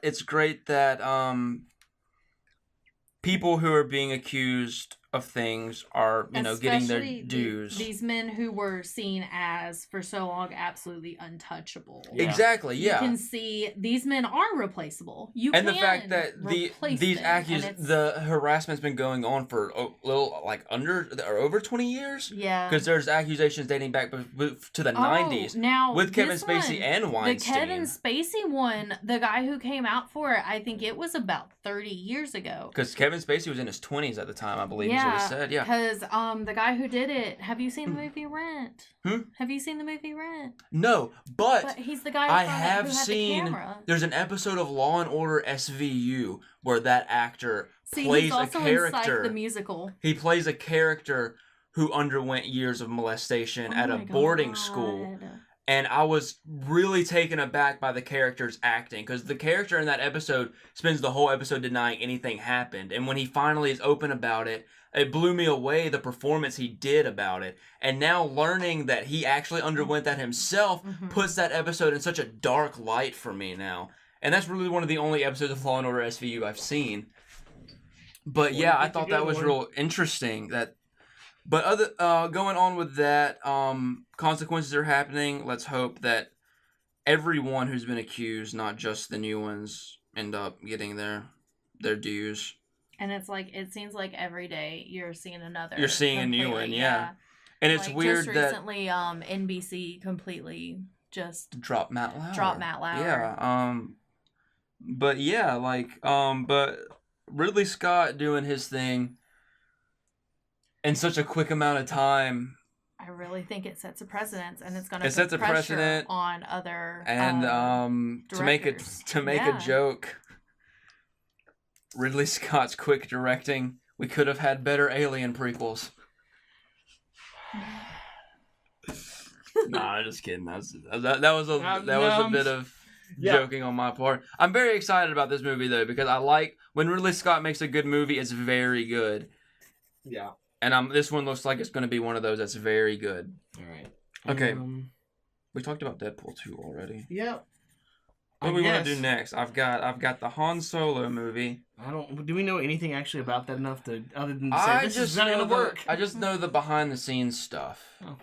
The stuff about what Lord and Miller were trying to do Is with it- the movie, and Is it like just a one-off story, or is it going to be like an origin it's kind a of thing? one-off. That's probably better. I don't really want to see. The hope I have in the movie is that it's written by Lawrence Kasdan and his son, who wrote Empire Strikes Back and who wrote Force Awakens. Wow.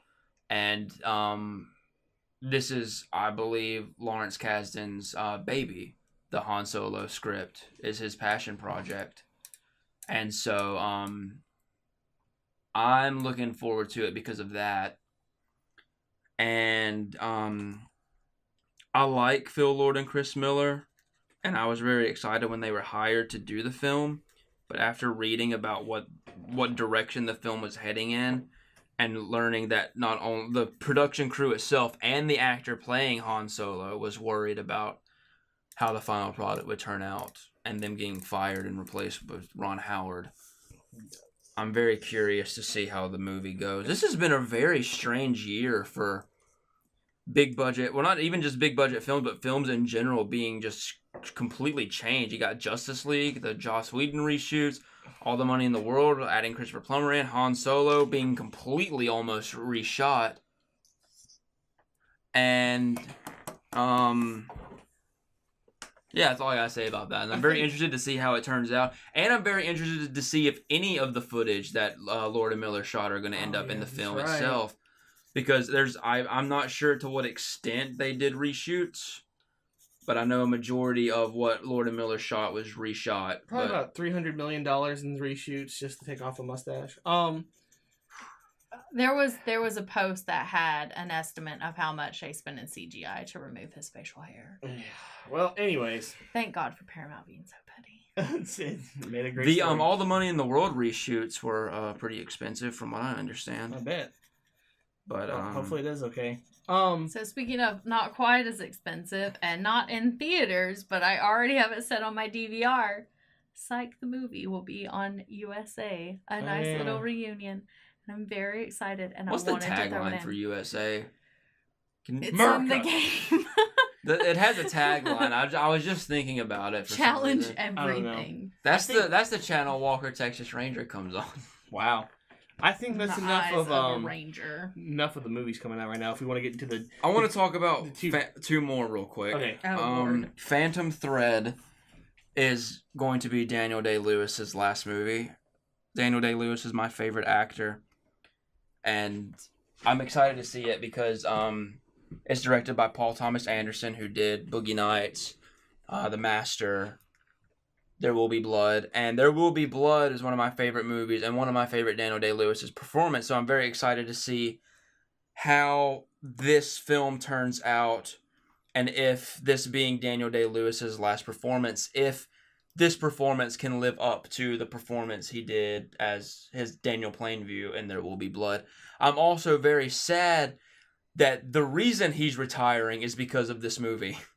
Oh no! What? Really? Yeah. Because he said yesterday, I believe, he was talking about his announcement to retire, and said it's because filming movies aren't the same as they used to be.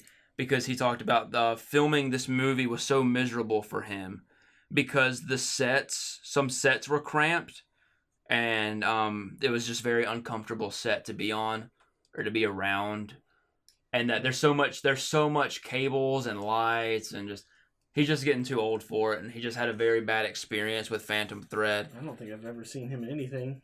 I haven't seen anything that he's been in. Have you seen Lincoln? No. Mm-mm. He's my favorite actor. I love him. And so I'm very excited to see if this performance lives up to the hype of being Daniel Day-Lewis's final performance. Probably not from that statement. And I'm hoping it does, just because but at the same time, we'll always have his performance as Daniel Plainview is the best character in cinema. Okay. You need to watch There Will Be Blood. All right. And real quick, Terry Gilliam, after 20 years, has finally completed The Man Who Killed Don Quixote. And I applaud him because he's also one of my favorite filmmakers. I've met this man. I stood in line for 3 hours to meet this man. Wow. And I met him. And I've been following this production for a long time. They made a documentary about the first time he tried to make this movie. Oh. And you know what? I did know that. Mm-hmm. That's why I recognize that. Because the first time, the production for the movie has been plagued with actors dying, weather, budget cuts. The Macbeth of... So on and so forth. The first time they started filming, it rained. and they couldn't film anything, which is in the documentary, which is called Lost in La Mancha. But this past summer, the madman did it. They finally finished the movie. I believe I can't remember when it's set to be released, but you can guarantee William will be there. It's done. It's finished. However, a lot of people were saying they don't believe it until they're actually sat in the theater watching it. Anything can happen at this point. The prince could be destroyed. But this is one little victory in this man's career. The film is finally shot. Let's hope that it can stay around long enough to be viewed. Okay, real quick, let's touch on the two big things we were supposed to talk about. We talked about every possible movie ever. There's a lot of them coming out. And that's not even. We haven't even gone through my list here. Your list is way too long. We'll do that through William's list. We'll have a whole episode of just movies William wants to see that we haven't heard of. Yeah. Let's talk about Call of Duty. Okay. Because it's the first Call of Duty game I've ever played. This is the first Call of Duty game I played since Black Ops in 2011. This is the first ever, and I was incredibly impressed. I don't know why. Some people say they don't like the shooting in it. I think the controls and the mechanics of that game are better than just about any shooter game I've played in a long time. Yeah. This is, of course, Call of Duty World War II. I have not played a Call of Duty since Black Ops. However, the last few installments I've heard are not that good because they didn't like the futuristic setting. I don't know if I'd have a problem with that, but that's so. A lot of people were excited it was going back to its World War II roots, and I didn't buy the game, and I had no intention of buying the game. However, my brother bought me the game, and I played the campaign. I really enjoyed the campaign, but of course I've always really enjoyed the Call of Duty campaigns that I've played. Modern Warfare had a great campaign. Black Ops had a great campaign. World War II's campaign is really great, and I think a majority of why I like the campaign so much is that it's not... The characters in the campaign aren't just copy-paste soldiers. That's very... Yeah, they're actual actors that have been motion captured into the game. And so you get a familiarity for faces and characters. Yeah, and the characters are actually well written. Yeah, when you first start the game, there's like a 20-minute cutscene about how these aren't copy-paste soldiers. Yeah, and the fact that I was immersed into the characters made me care a little more and made me much more eager to get through the campaign and play. And I don't know if you saw this on the Discord, Lori, when we were talking about it. That game starts with you storming the beaches of Normandy. See, I remember William mentioning that. It was so intense. And that's the only complaint I have with the game is, obviously the beaches of Normandy scene is very bloody, very gory. Much, yeah, I'm really worried about. I'm trying to do a video. I'm worried about putting that on YouTube. I really liked that it showed the sheer brutality of it. The horrors of war, not just like, hey, this is fun, guys.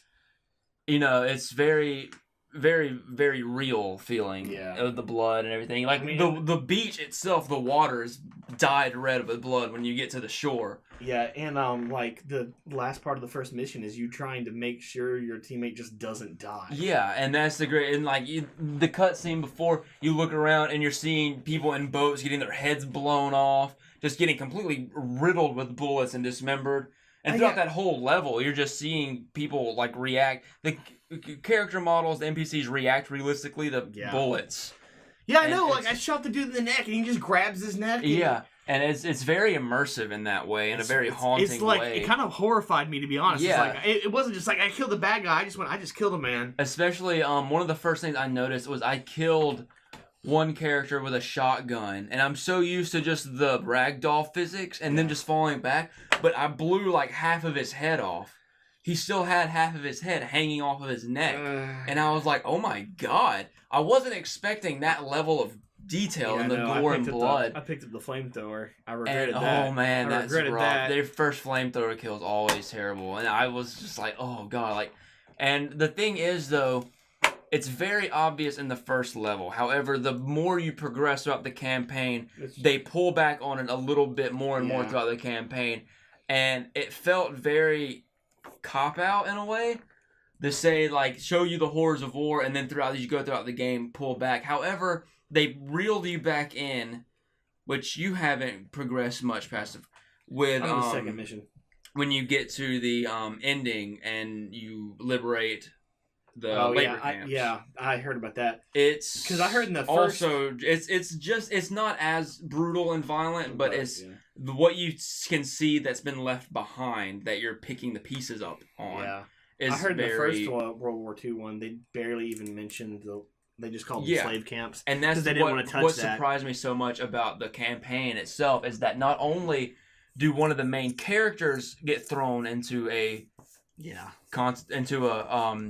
labor camp, you also spend the last level traversing through an abandoned labor camp, finding dead bodies that have been. And it's not only just the dead bodies, but they're accurate. They're just skin and bones, and it's just so. It hits you. The realness of it hits you, and I really. Speaking of the realness, I'm not gonna say I enjoyed that. It was, but it was an interesting touch. It made it feel. It's one of the first video games I played that handles war in a real way, so where you can say, okay, this is... Because this isn't one of those games where you play the perfect soldier. Yeah. Like, even the first mission, like, when you're trying to blow up that fence, like, he can't get the thing together, and he's having a hard time, and he almost doesn't do it, and your soldier next to you, like, has to tell you, like, you need to do this, and that's what makes him do it. Yeah. Like, throughout the whole... At least from what I've played so far, it's like, you're not some, like, Halo-style, I don't care about anything. Like, everything you're seeing is deeply troubling the character. And that's the one thing too about the campaign is that as you progress through the campaign, characters react realistically. Like characters become damaged throughout the campaign and hardened, and you can tell they're experiencing different feelings and emotions, and it's really getting into their heads. One character specifically handles everything in a very hard way. But I can guess which one. And yeah. But I really enjoyed it. It's like I said, it's one of the first war games I've played in a long time. One of the first ones I've played that really resonated with me in a very profound way. I know. I was really worried because that's not a cheap game, but it's really interesting too because it really seems worth it. I've played it after watching the first few episodes of Punisher, so the idea of PTSD and soldier trauma was fresh in my mind. So. Playing that game, going off of all that, and nothing. And watching. You just wait till some later Punisher episodes. This has been such a weird week for me because I went from watching the first 5 episodes of The Punisher to playing World War II and to watching Hacksaw Ridge. Wow. And so it's been a very weird week for me in terms of soldier PTSD and just. The general treatment of veterans and the horrors of violence and war. And it's so weird how all that came together like that. I'm like, is this like are they trying to tell me something? Maybe. It's just weird that all I watched and experienced all that within the same week. But that's fun. Have you played any online yet? No. I can promise you I will not even try. I'll leave that up to you. I've been playing a lot of online multiplayer. And I really enjoy it. I enjoy, of course, there's microtransactions. Yeah, obviously. But however, they're the microtransactions that don't really matter. And those are the good microtransactions. Yeah. Not like the bullshit EA tried to pull to Battlefront 2. I can even see... Where microtransactions play directly into your progression system. Because I played a game that had microtransactions like that. But it was a free game, so that's a big difference. It's like... your character could do different abilities, or you could modify your abilities in different ways. It didn't necessarily make you better. It made you different. You could make different loadouts. Yeah. And even that, so like, it would give you a few of those, but you could get duplicates, and that would just give you currency to let you buy your own. And so, like, it works so much better than just like, you pay money, you get better. Yeah. But we could go on forever in microtransactions. About that, yeah. Which, with the microtransactions, you can use real money to buy... what's called Call of Duty points, which you can use those points to buy supply crates, which the supply crates only have like gun cosmetics. Like they come with the ones I've gotten anyways. I don't know if all of them come with these things or if there's specific ones you can get cool stuff from. But to my knowledge, the supply crates include pistol grips, customizable pistol grips, and banners. Like there's a big list of banners you can put with your online character. Yeah. It comes with those pistol grips and something else. I can't remember what the other thing was. It might be stuff like character emotes and stuff like that. What's really interesting, the way Payday handles that kind of thing, because Payday 2 did have microtransactions in it, even though they promised they never would, and it turns out that was because their producers made them do it, and it got so bad that they had a fundraiser thing, and people paid to have the company buy itself from the producers. Oh wow! So they didn't have to do that. And the way they handle it now, the way it was, you could get the safes. You had safes and drills, and you could get the safes randomly in drops, and you had to pay $250 for the drills. Mm-hmm. Now you can still get the safes and drops randomly, and it's free to open them. And the way they make their money is that if you want more, you don't pay them directly. You buy them from other players through the Steam inventory, and Steam and Payday both get a small portion of that. Oh, that's cool. And so, like, you never feel like, oh, I'm paying this company money. It's like, hey, this guy has this rare thing. I'm going to buy it from him. And then the game gets a little cut of that. And it's just a really cool system. Yeah. I wonder if my stuff sold. I actually bought a skin for $8, and it shot up to $40. And so I'm hoping that I've done it before. I've gotten a set of skins that was worth $40, and I gave it to Josh, and he that was back when he was still looking for a job, and he sold it to buy a game. Wow. I mean, that was the plan. So it can be handled well. Yeah. And but I've so far with Call of Duty World War II, I have nothing but great things to say. Me too, actually. I wasn't expecting that, to be honest. Of course, I've always enjoyed multiplayer on Call of Duty. The online multiplayer, because Halo multiplayer is fun, but it doesn't really suit my play style. Yeah, which is just run and gun, which is easy in Halo, but also difficult because it requires a little bit more skill than Call of Duty. According to Jacob, they just added, I think it's called Warzone mode back, where it's like it's a big team. That was always the best thing to me. That was so much fun because I was playing that last time I was at Jacob's house. Yeah, me and Jacob loved that, and they added it temporarily in whatever we were playing, and then they got rid of it. Mm-hmm. But now they added it again. It's because I think it was in Reach, and no one was playing Reach because the new Halo had just come out. Yeah. World War II has a game mode called War, and what it is that it's two teams, and one team has a series of objectives to do, while the other teams, basically, the whole goal is to stop them from doing them. So kind of like the bomb. More or less. Yeah, you've got to make sure a tank gets to this specific area. You have to escort a tank, or make sure you have to hold this bridge. That's why like that. I wish, have you ever played any of the enemy territory games? They're like that, but they're long, drawn-out versions. Like, you can play like an hour and a half in one match, and it's just objective to objective. It's one of the best things I've ever done. The last one they did that I know of, it was just been a long time now. They did it in the Quake universe against the Strong, and you can play on either team. It was so much fun. It's definitely one of my favorite games of all time. And just, you can't really play it online anymore because they don't have servers. But anyways, I think that's everything. This podcast has gone on way too long. Yeah. Way too long. That's all I've got. Yeah. If you've been burnt out on Call of Duty and are curious about World War II, I say check it out. Or if you've never played a Call of Duty because you didn't like the experience that some people said you had, play this one. Do it. I can't believe I'm about to say this. It is worth the money that you will drop on it, in my opinion. I'm enjoying it quite a bit. Yeah. But that's all we've got. I'm going to throw it over to Lori because she's the one that was smart enough to write down the stuff. Yes, I was. I've got stuff written down too. Not that stuff. So, if you liked what you heard, if you didn't like what you heard, if you've got something that you want us to talk about, send us an email at nerdlykingdom@gmail.com, or tweet us at Twitter @_Nerdom, or even catch us on Facebook at facebook.com/thenerdlykingdom. Nerdom, right? Nerddom. The Nerdom. Yeah. That's how I spelled that. Nerdom, yeah. I hope I spelled that right because I'm dyslexic. No, you're good because I'm pretty sure I wrote it down directly. Because for all I know, it could be like the Nodrom. I could have wrote that down and had no idea. But yes. Well, that's my regular Twitter. That's LOL. We're gonna assume that's right. So that's follow us on Facebook. Yeah. Follow us on Twitter. _NERDOM. Follow us on email. Yeah. Follow us on email. Send us a carrier pigeon. Yeah, you just do what you gotta do, man. Actually, don't send us a carrier pigeon. That's weird. Don't send anything to our house. Hack Brad's computer and send us Morse code messages. We won't know what you're saying. If we receive a carrier pigeon, we know someone's stalking us because we haven't given out any addresses.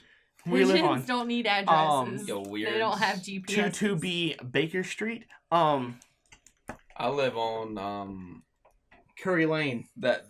That lane from that Dr. Seuss book. That was good. I know exactly what you're talking about. I have no idea what you're talking about. Anyways, we gotta stop now. We're already gone too long. Those are our contact things. Send us stuff if you want to or don't. It's all good. But we'd appreciate everything. Yeah, woo! I'm super tired. Actually, I'm not really tired. I'm just tired of this. You need to go to bed. I can do whatever I want. All right. I have to work in the morning. All right. Thanks, guys. Bye. See ya. Bye. My name's William. I gotta pee. We can't leave William alone for 3 I'm seconds. sorry. Unrelated William. question. Why is a butterfly called a butterfly? Oh my god. Okay. So, Anyways. what was that thing that like teenage kids were doing? It I was don't like know. Tom or Chuck Drugs? or something. Drugs. There's drugs. All right. I There's my swear, burp. how many times have you burped?